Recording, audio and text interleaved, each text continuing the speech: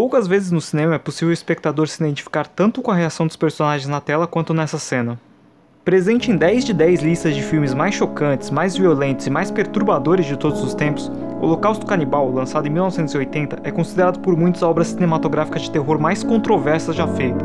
Brigas dentro da equipe, assédio moral e sexual, sacrifício real de animais em cena e até acusações de assassinato marcaram a produção e recepção da obra do diretor italiano Ruggero Deodato. Em meio a toda a violência gráfica e todas as polêmicas, está um filme que busca fazer comentários sociais importantes e relevantes sobre a sociedade de sua época, opiniões que podem ser refletidas e discutidas até hoje, 38 anos após seu lançamento, porém que ficaram em segundo plano devido a toda a controvérsia que envolveu a obra.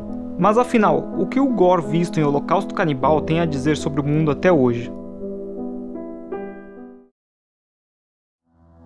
Aberturas em filmes de terror quase sempre buscam estabelecer parte do tom que será visto pelo resto da obra. Olhemos a abertura de um clássico do gênero que saiu no mesmo ano de Holocausto Canibal.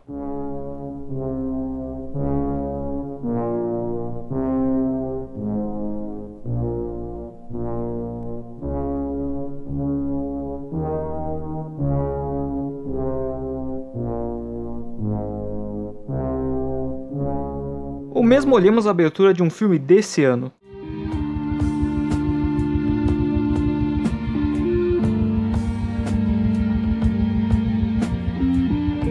Agora, olhemos a abertura do próprio Holocausto Canibal.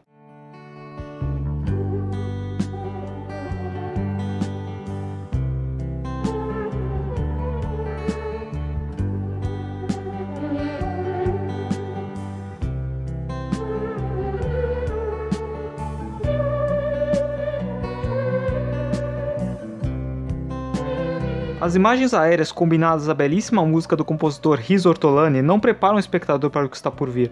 Assim como o protagonista Harold Monroe, o público se verá em determinado momento chocado ao extremo. A escolha de Deodato em trabalhar com Ortolani na trilha sonora já indica parte do sentimento que o diretor queria trazer com seu filme. Ortolani estreou no cinema em 1962, compondo a trilha do falso documentário italiano Mondo Cane, ou Mundo Cão, que inclusive lhe rendeu uma indicação ao Oscar de melhor canção original pela música tema do filme.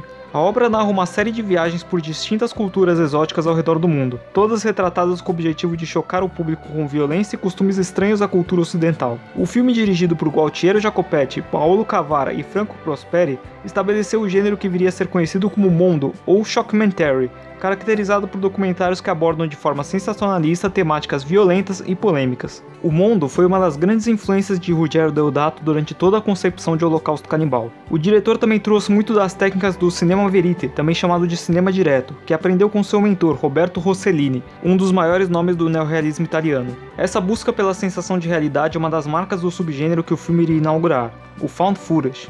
O formato de filmagens encontradas viria a se popularizar mesmo apenas em 1999 com o americano A Bruxa de Blair, muitas vezes referenciado de forma errada como a primeira produção de sucesso do estilo, mas o Holocausto Canibal que foi o precursor deste muitos anos antes. Na história do filme, o antropologista americano Harold Monroe lidera uma equipe de resgate na floresta amazônica para tentar achar 4 cineastas, desaparecidos há meses após irem ao local fazer um comentário sobre tribos canibais que viviam na região. A equipe só consegue de volta os filmes utilizados na gravação, que mostram um trágico destino dos documentaristas. Uma rede de TV americana logo se interessa pelas filmagens, querendo transformá-las em um especial de televisão, o que Monroe tenta evitar sabendo do conteúdo absurdamente violento presente nelas. O sensacionalismo da grande mídia, principalmente da televisão, é um tema recorrente no cinema. Em Holocausto Canibal, é um dos principais pontos explorados pela história. Today people want sensationalism. The more you rape their senses, the happier they are. Embora posteriormente em entrevistas tenha negado questões políticas por trás do longa, é sabido que Ruggero concebeu a ideia do filme a partir da cobertura jornalística italiana sobre os ataques do grupo paramilitar de esquerda Brigadas Vermelhas, realizados na década de 70. Deodato acreditava que a mídia priorizava o uso de imagens sensacionalistas acima da integridade com a informação. O filme é uma grande crítica à imprensa italiana, unida à ideia de produzir outro filme sobre canibalismo após O Último Mundo dos Canibais, de 1977. Porém, por razões relacionadas ao potencial de lucro em bilheteria ao redor do mundo, Holocausto foi feito em inglês, apesar de ser um filme essencialmente italiano. Através disso, pode-se adentrar ainda mais na mensagem da história e na questão social que a obra mais critica, a violência humana.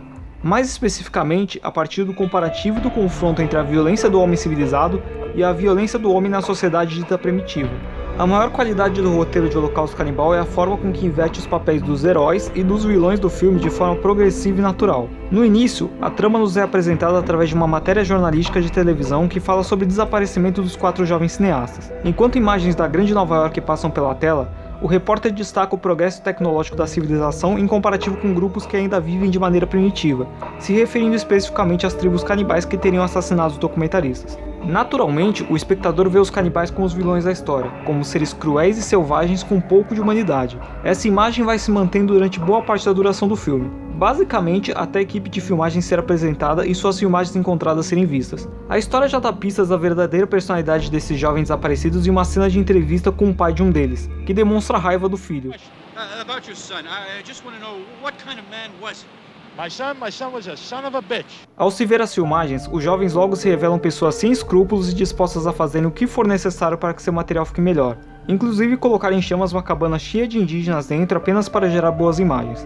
Estupro, mutilações, tortura e assassinato de animais também fazem parte do que os documentaristas praticam durante o período na floresta. As tribos de canibais se tornam vítimas da situação, atacados e provocados à exaustão ao ponto de responderem à violência com assassinato. Muito além da história, o processo de produção de Holocausto Canibal pode ser tomado como exemplo para o que o filme discute: a violência do homem dito civilizado e evoluído socialmente. Deodato foi definido por muitos dos integrantes da equipe como abusivo e violento em seus comportamentos. Diversos membros da produção não tiveram seus acordos de pagamento cumpridos devidamente. Os indígenas reais que participaram da produção não foram pagos e tiveram suas vidas colocadas em risco em cenas como a da cabana em chamas. A questão dos animais é uma das mais polêmicas, já que todas as mortes mostradas no filme são reais e extremamente violentas.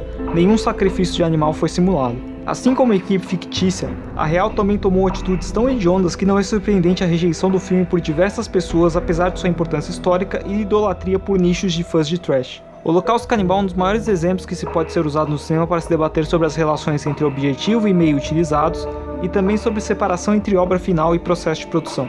Em meio à história do filme, as tribos canibais, definidas como inferiores, são as mais inocentes. Pessoas que foram criadas e moldadas por aquele ambiente de violência natural e busca pela sobrevivência. Enquanto o ser humano, vindo de um local apresentado como desenvolvido, se mostra desprezível pelo uso da violência apenas pelo prazer e pelo lucro. E no fim das contas, o grande questionamento que fica no final da obra é explicitado pelo protagonista Harold. I wonder who the real cannibals are.